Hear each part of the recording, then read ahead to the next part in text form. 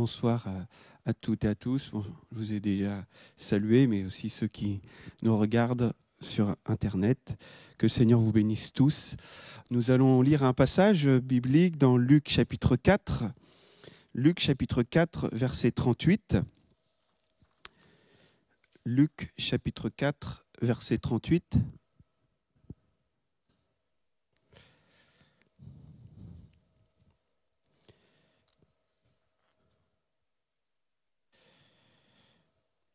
Luc chapitre 4, verset 38. En sortant de la synagogue, Jésus se rendit à la maison de Simon.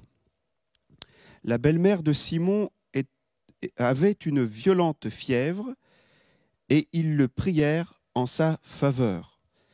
S'étant penché sur elle, il menaça la fièvre et la fièvre la quitta. À l'instant, elle se leva et les servit. Amen. Je vais le relire pour qu'on s'imprègne bien de cette situation, comment ça s'est passé, qu'est-ce qui s'est passé, avec qui. Donc il est question bien sûr de Jésus qui, en sortant de la synagogue, se rendit à la maison de Simon. La belle-mère de Simon avait une violente fièvre et ils le prièrent en sa faveur. S'étant penché sur elle, Jésus menaça la fièvre et la fièvre la quitta. À l'instant, elle se leva et les servit. Gloire à Dieu. Un miracle instantané, un miracle glorieux qui s'est déroulé dans ce foyer et surtout en faveur de cette belle-mère de Simon. Alors d'abord, je voudrais dire que déjà ça s'est passé à la maison. La maison, c'est le symbole de l'intimité. Jésus est venu dans l'intimité de cette famille. À la maison, on ne peut pas cacher qui on est. À la rigueur, à l'église, on peut être un personnage un peu différent de celui qui est à la maison ou de celle qui est à la maison. Mais à la maison, on est vraiment nous-mêmes et puis on nous connaît. On connaît les traits de caractère, on connaît ainsi de suite. C'est cette intimité. Et Jésus est allé dans la maison. Et je crois que ce soir encore, Dieu veut aller dans notre intimité. Peut-être aller où on ne l'a jamais laissé aller. Quand on invite quelqu'un à la maison, on l'accueille où ? On l'accueille, bien entendu, dans la salle, dans la cuisine à la rigueur, mais rarement on fait visiter la chambre et ainsi de suite. La chambre, c'est vraiment le lieu intime. Donc il y a des pièces de la maison qui sont fermées aux invités. Ils ne connaissent pas tout. Jésus était l'invité de cette maison et il a été dans la maison. Et on voit dans cette occasion qu'ils lui ont parlé de choses la belle-mère, je suis sûr qu'elle n'était pas dans le salon. Elle était certainement dans sa chambre. Et ils lui ont parlé de ce qui se passait un peu plus dans l'intimité. Ils auraient très bien pu accueillir Jésus venir et l'accueillir dans la salle, sans parler de ce qui se passait un peu plus loin. Et je crois que ce soir, Jésus veut aller plus loin dans notre vie, peut-être aller chercher des choses desquelles on ne parle pas, on n'a jamais parlé, ou on ne parle pas aux autres. Mais à Jésus, on peut le faire. Amen. Et puis, donc, Jésus est venu dans la maison, donc cela parle de notre intimité, de l'intimité dans laquelle Jésus veut venir. Et nous savons tous que Jésus connaît tout. Il sait tout de notre vie. Et c'est pas une maison quelconque qu'il a visitée, c'est la maison de Simon. Parce que dans la maison de Simon, il y avait une personne malade, il y avait la fièvre dans cette maison. Et il voulait intervenir. Il voulait faire du bien dans cette maison. Ce n'était pas la maison de Jean, ce n'était pas la maison de quelqu'un d'autre, mais c'était la maison de Simon. Et j'aimerais dire à chacun que c'est ta maison, c'est ton foyer que Dieu veut visiter ce soir. C'est ton cœur, c'est ta vie. Souvent, on peut entendre malheureusement des discours comme ça. Après la réunion, on a entendu une prédication. On dit « Ah si, le frère un tel ou la sœur un tel était là, ça lui aurait fait du bien. » Mais je crois que Dieu parle pour ceux qui sont présents, ceux qui entendent la parole. Ce n'est pas seulement pour les autres, mais c'est pour toi. Et c'est pour moi, cette parole. Jésus veut intervenir pour toi, dans ta maison, dans ton intimité. Alors, qu'y a-t-il dans la maison aujourd'hui, avec ce contexte particulier dans lequel on le vit? Y a-t-il la solitude? Y a-t-il l'inquiétude, l'angoisse, la déception, la tristesse, la dépression, les problèmes de couple, les problèmes relationnels avec la famille, avec un frère, une sœur, avec quelqu'un, avec notre responsable au travail ou avec un collègue, les disputes, les maladies, et j'en passe. Qu'y a-t-il au fond de notre cœur? Qu'est-ce qui produit, je vais dire le mot, la fièvre? Parce que dans la maison, il y avait la fièvre. Et la fièvre, je sais ce que c'est. Récemment, je l'ai eue. Et vous savez tous ce que c'est que la fièvre. Un coup, on a froid. Et 2 minutes après, on a chaud. On ne maîtrise pas. On ne maîtrise pas. On a chaud, on a froid. On est bien, on n'est pas bien. Et on est bien, on n'est pas bien, on est bien, on bascule dans tous nos états. Et on ne maîtrise pas. On ne maîtrise pas. La fièvre, c'est ainsi. Et quand c'est dans notre cœur, quand la fièvre est dans notre cœur, ce n'est pas de la température, mais la fièvre nous donne une certaine agitation du cœur. Une agitation, on devient agité. Tout d'un coup, on peut s'enflammer, puis tout d'un coup, on se refroidit, et puis c'est chaud, c'est froid. On ne sait plus trop comment maîtriser les choses. La fièvre est là. La fièvre est peut-être dans le foyer, peut-être, je l'ai dit, dans votre cœur. La fièvre ne vient pas toute seule. Il y a quelque chose qui produit la fièvre. Tout comme il n'y a pas de fumée sans feu, il n'y a pas de fièvre sans microbes, sans choses qui viennent produire cette fièvre.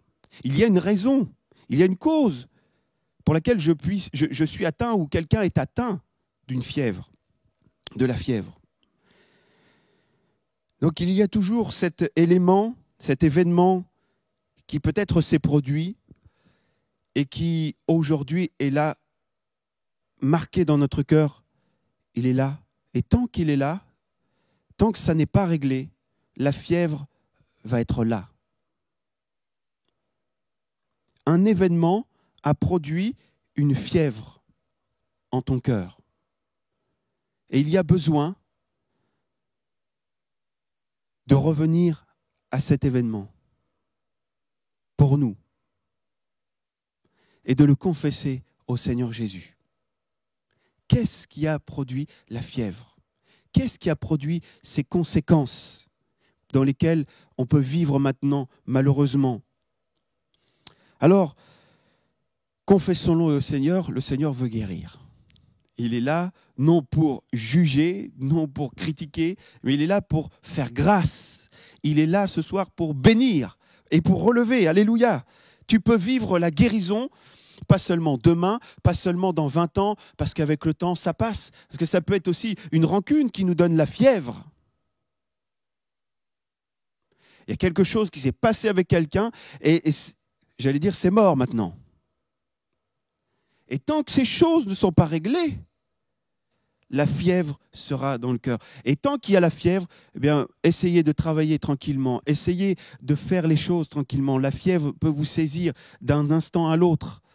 Et on est mal. Et dans la vie spirituelle, on n'avance plus avec la fièvre. C'est pour ça que le Seigneur vient pour régler ce problème. Amen.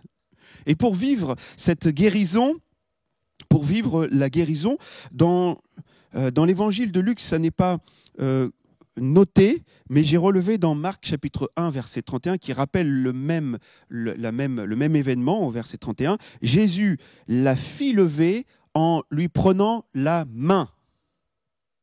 Vous voyez, il y a eu le contact. Luc n'a pas relevé ce contact, mais Marc, il a relevé ce détail. Pour qu'elle soit relevée, il a fallu que Jésus, bien sûr, se penche sur elle. Et il va menacer la fièvre, mais il va aussi lui prendre la main et la faire lever. Et alors la fièvre va la quitter. Et je crois que ce soir, on doit retrouver ce contact, ce cœur à cœur avec le Seigneur. Vous savez, quand il y a de la fièvre dans un cœur, la fièvre spirituelle, on a du mal. La communion avec le Seigneur est brouillée. C'est pour ça qu'on doit revenir à lui, confesser ces choses, afin qu'il ait ce contact à nouveau avec nous, pour vivre la pleine guérison, le plein relèvement, la pleine consolation et la bénédiction dont tu as besoin. Je continue dans le texte. La fièvre était là, touchait quelqu'un, elle était dans la maison. Ils, avec un S, ils le prièrent en sa faveur. Cela me parle de ces moments d'intercession avec les frères et sœurs. Voyez, on prie les uns pour les autres. Et si on a les nouvelles, ce n'est pas pour faire du commérage ou pour critiquer, il a que ce qu'il mérite. Mais on va quand même prier parce qu'on est chrétien. Ça serait un peu hypocrite. Mais on doit être animé des sentiments qui sont en Jésus-Christ. Il y a un besoin. Il ne va pas regarder à la cause. Qu'est-ce qui a amené les choses? Il y a la fièvre chez toi, je le sais. Et je veux te bénir. Je veux régler ce problème.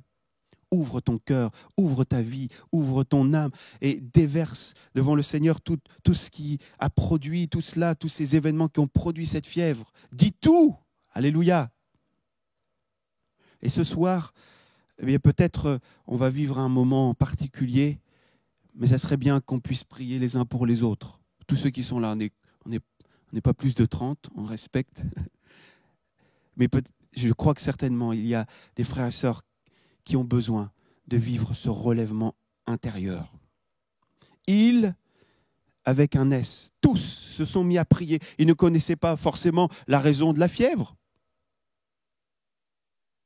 Ils ne savaient pas forcément pourquoi la belle-mère avait eu la fièvre.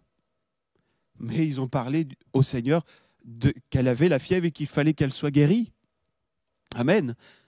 Et on n'a pas besoin de savoir pourquoi quelqu'un a besoin de la prière, parce qu'il y a quelque chose qui se passe dans son foyer, dans sa vie, dans son être intérieur.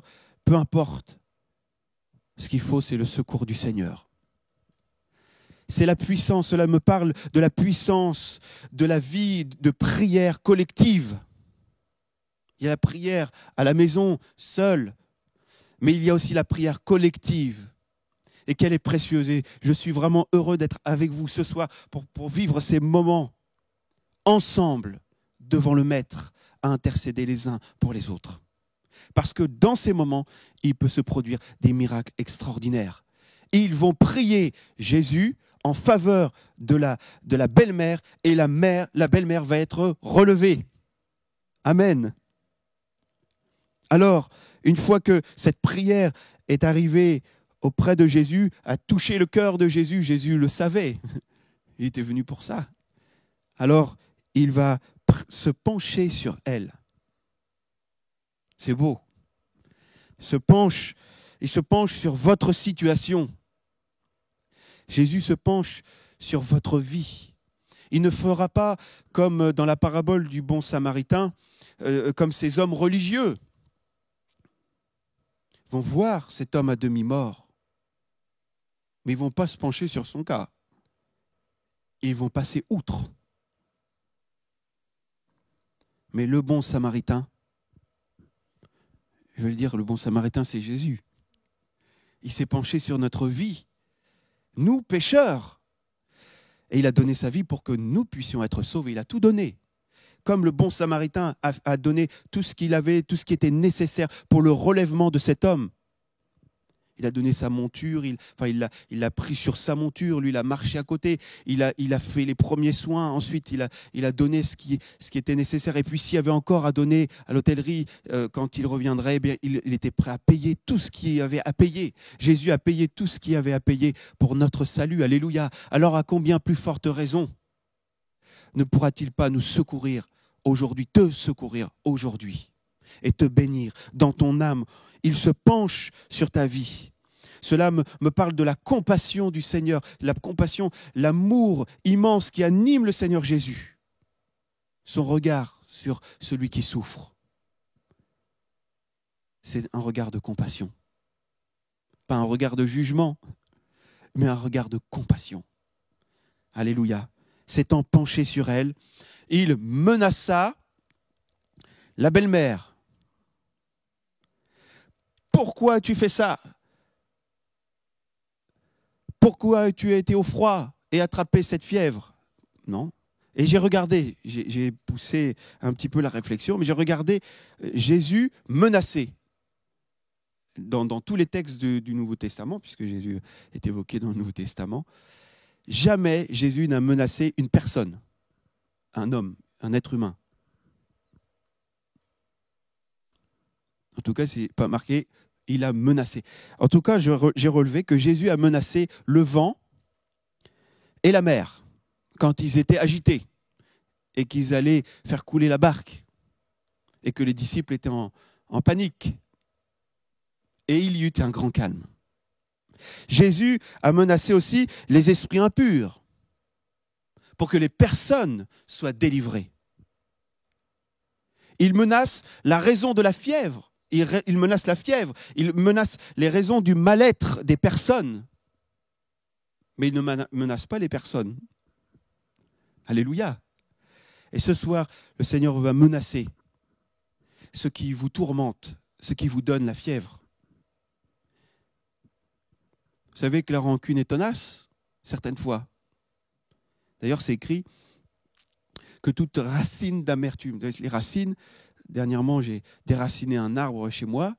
Les racines, ça peut aller très, très, très, très, très loin. Et quand on les déracine, on est peut-être obligé aussi on voit que ça s'est entremêlé et ça a fait beaucoup de dégâts là où on ne pensait pas que ça allait. Et puis c'est pareil pour plein d'autres choses. Quand on laisse courir certaines racines et mauvaises herbes, le Seigneur veut ce soir enlever tout cela de notre cœur afin que la fièvre s'en aille. Donc Jésus a menacé le vent et la mer et il eut un grand calme. Jésus a menacé les esprits impurs et les personnes ont été délivrées et ils ont été retrouvés dans leur bon sens. Jésus a menacé la fièvre. Il a menacé la fièvre. Et qu'est-ce qui s'est passé? C'est ma conclusion. Quand on a la fièvre spirituelle, tout ce qu'on fait, même pour le Seigneur, c'est marqué. Il y a une marque de la fièvre. On peut même contaminer aussi. Mais ce qui s'est passé là, c'est après la guérison, vous avez lu comme moi, je vais vous lire exactement ce qui s'est passé. La fièvre la quitta, à l'instant, elle se leva et les servit. Elle retrouve le service. Un service efficace, un service bénissant. Le retour au service est la conséquence bénie pour cette maison. Et je crois que c'est ce que Dieu veut, que nous soyons debout et non allongés à cause de la fièvre. Qu'on soit debout et qu'on continue de le servir avec un bon état d'esprit. Alléluia. Et que l'on continue de servir, continue d'évangéliser. Ça peut être même dans l'évangélisation, dans le partage de l'évangile. On a pris une claque un jour. On a témoigné, on voulait tout le bien de la personne. Et puis la relation s'est brisée parce qu'on a témoigné et la personne l'a mal prise. Et ça a mis la fièvre en nous. Et aujourd'hui, on n'ose plus témoigner. On est comme allongé dans le domaine de l'évangélisation, dans le partage de l'évangile. Ça peut aller jusque-là. Le Seigneur se penche sur nous ce soir et il veut nous relever afin que nous soyons trouvés debout et le servant. On va maintenant prier, prendre du temps. On n'a pas encore, on a encore quelques minutes, mais je crois que ce soir, le Seigneur veut parler. Il a parlé à ceux qui entendent la parole de Dieu. Alors si vous me le permettez, on va courber nos fronts, on va être dans le recueillement. Et je voudrais prier pour tous ceux qui le désirent.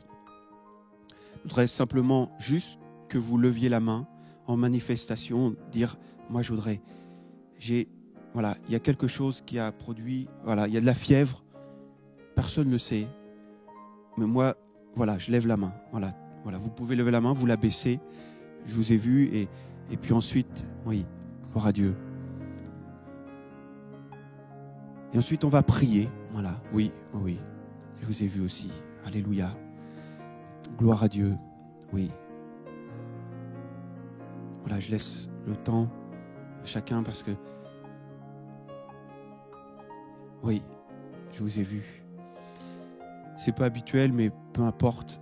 Je crois qu'il faut faire ce que l'on doit faire quand on doit le faire et quand c'est le temps. Et c'est le temps maintenant de prier les uns pour les autres. Alors, il y a des frères et sœurs, vous ne savez pas forcément qui a levé la main et c'est très bien comme cela. Et on va les porter tous ensemble. Prière en faveur de ces bien-aimés, de cette bien-aimée. Eh bien, de ces bien-aimés, on va prier le Seigneur en faveur de nos bien-aimés qui ont besoin de la grâce de Dieu, afin qu'ils soient debout dès ce soir. Alléluia. Et que la fièvre quitte ces cœurs, que la grâce de Dieu leur permette de vivre ce relèvement et de revenir à un service efficace pour le Seigneur. Cette joie dans le service, cet amour débordant, ce premier amour pour le Seigneur et pour l'Église et pour les frères et sœurs et pour leur famille aussi et peut-être pour d'autres que l'on doit aimer, même nos ennemis, que l'on doit aimer de l'amour de Christ et qu'on a du mal à aimer. Et il y a peut-être ces fièvres-là. Eh bien, Seigneur, tu délivres tes bien-aimés. Seigneur, je te confie nos bien-aimés ce soir. Je te confie ces frères et sœurs. Seigneur, tu connais leur situation. Je ne la connais pas forcément. Mais toi, tu la connais, c'est bien ce qu'il faut. C'est bien suffisant. Je veux te prier avec mes frères et sœurs pour tous ces bien-aimés qui ont confessé en levant la main. J'ai besoin de ton action, Seigneur. Viens te pencher sur moi. Viens me saisir la main. Viens me délivrer, viens guérir mon cœur. Eh bien, Seigneur, tu guéris leur cœur. Seigneur, tu libères. Seigneur, peut-être tu les libères de tout sentiment qui ne sont pas à ta gloire et qui les meurtrissent. Seigneur, tu viens secourir tes bien-aimés, Seigneur.